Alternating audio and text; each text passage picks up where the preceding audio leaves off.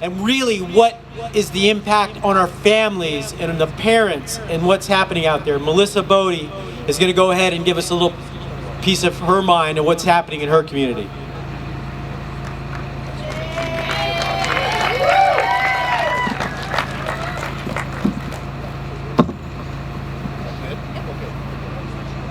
Hi, I thought nobody would have notes actually, and I was going to say that I'm not a public speaker, nor am I Amy Coney Barrett, and these pages do have words on them. But then it turns out everybody else had words on theirs too. So I'm a mom of 5 kids, ages preschool to 11th grade, and I'm also a previous foster parent, and that's where my views come from. I probably also will cry, so there's that. These kids need to be in school. They deserve to be in school. They have a right to a free public education. They need to be in school for their academic health, their safety, and their emotional well-being. Academically, these kids are struggling. Previous 4.0 and honor roll students are failing classes. Middle school, high school, this matters. How many kids are actually going to make these up, and how many are just going to drop out? These kids are at an age where you cannot physically force them to go. If your high schooler suddenly decides this is too much, it's too stressful, it's too overwhelming, and they just give up, what are you going to do? Are you going to take away their phone? Are you going to not let them hang out with the few friends they do see? Are you going to take away their video games or the TV?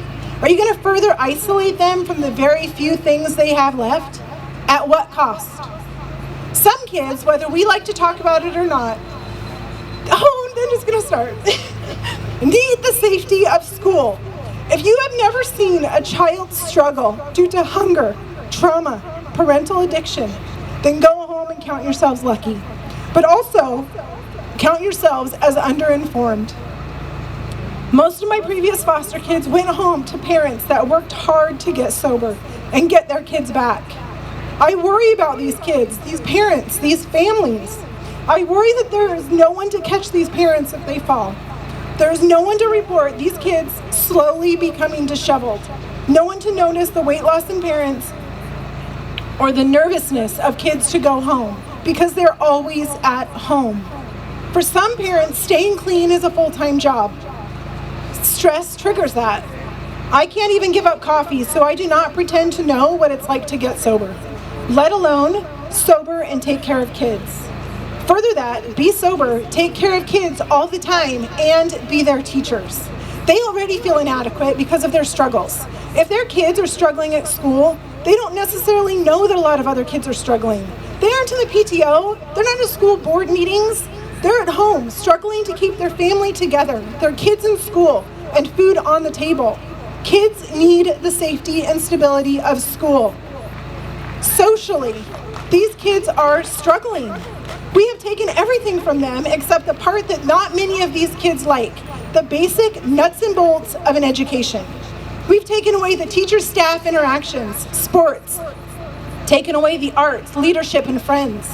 What they're left with is doing the hardest, least joy-filled part alone, in the isolation of their own homes. Some completely alone. Some with drunk, high, or absent parents. Some while trying to care for siblings. Some with razor blades next to them, cutting to ease the loneliness of the pain. Kids are turning to drugs and suicide.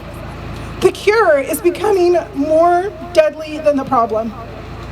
We are failing these kids. Our schools are failing these kids. And we, as a society and as parents, are allowing it. I was on a Zoom school board meeting the other day, and one of the board members was chatting about how he attended an online conference. During that online conference, he put something over his computer and built this big bookcase. Does anybody see the hypocrisy in that? An adult cannot make it through one Zoom conference without multitasking. Yet we are asking kids to sit in front of computers for hours every single day and be fully engaged. So much hypocrisy. In Blaine is where I live, so that's what I'll talk about. Teachers were polled by their union, and 80+ teachers said they did not feel comfortable having kids back in the building versus 40 that do. They do, for only 40 want kids back in the building. Do you know what they do feel comfortable doing? Cashing that same paycheck. while kids at home struggle, while kids at home are hungry, while kids at home are abused, while kids at home are alone. They will scream from the rooftops about how teachers and schools are needed for the safety and emotional well-being of these kids. Yet these same people are literally abandoning these same kids right at this exact moment. Are they staying home, growing their own food, and making their own candy to put in those Christmas stockings? Or are they shopping on Amazon, having UPS deliver their packages, and getting their groceries at Fred Meyer, where employees shop for their pumpkin pie and walk it out to their car? Everything they do requires people to still go to work. So unless they're living off the grid and not requiring other people to risk their lives so they can teach from the comfort of their home or an empty classroom, they need to get up and go to work. Put their money where their mouth is and take care of these kids that they proclaim to care so much about. This should never be a parents versus teacher issue. However, it has become a parents versus teacher union issue. We as parents need to stand up and be the union for our kids. Oh, I refuse to sit back and watch silently. I refuse to have it be my kid that hangs himself from the bedpost. But what if I am? What if what I am doing, what if what I am able to do as one person is not enough? What if it's you?